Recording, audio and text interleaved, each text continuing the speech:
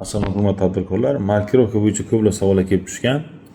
Majburiy raqamli markirovka kimlar uchun? Bu o'sha 6 ta mahsulot turi bor. Bu o'sha maishiy texnika, dori vositalari, alkogol mahsulotlari, tamaki mahsulotlari, pivo mahsulotlari va suv va salqin ichimliklarga raqamli markirovka majburiy hisoblanadi.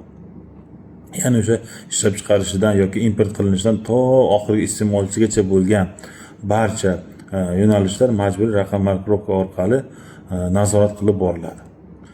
Endi raqam markirovka qoidalarini buzish qanday oqibatlarga olib keladi? Raqam markirovka qoidalarini buzish, masalan, o'zi chakana savdoda raqam markirovkalarni savdo qilish, bilasizlar, shu 2D skaner orqali o'sha chekka 2D skaner orqali tovarni ro'yxatdan o'tkazib xaridorga berishingiz kerak.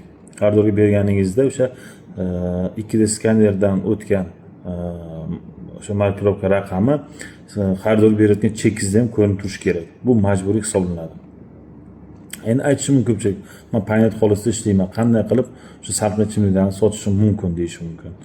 Paynet xolisda ishlaydiganlar hozircha o'sha integratsiya qilinmaganligi sababli o'sha salqin ichimlik sotadigan, tamaki sotadigan yoki tadbirkorlar обязательно o'sha nazorat kassa mashinasi bilan yo 2D skanerlar bilan faoliyat yuritishlari kerak.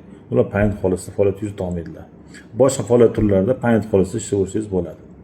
Endi markirovkadan biz qanday jarima qo'llanadi? Soliq kodeksining 227-moddasi 1-qismiga asosan, agar siz o'sha markirovkani 2D skaner o'tkazmasdan xaridorga sotadigan bo'lsangiz, shunaqa holat aniqlanadigan bo'lsa, nazorat o'sha tadbirida sizning oxirgi chorakda amalga oshirgan sof tushumingizning 2% miqdorida jarima qo'llanadi, moliyaviy jarima qo'llanadi. Agar bu 1 yil ichida takrorlan qo'llaniladigan bo'lsa, o'sha oxirgi choragingizdagi sof tushumning, sof daromad va sof tushumning 20% miqdorida jarima bo'ladi.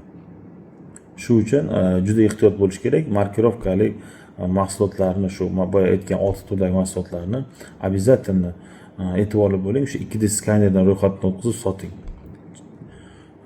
Xaridorlarga berishingiz kerak. Yana shu markirovka bo'yicha qanaqa savollar bo'ladigan bo'lsa, o'sha men javob beraman. Hammasini o'sha kommentariyaga yozinglar. Markirovka bo'yicha qanaqa savollar bo'lsa, hammasiga javob beraman. Rahmat kattakon.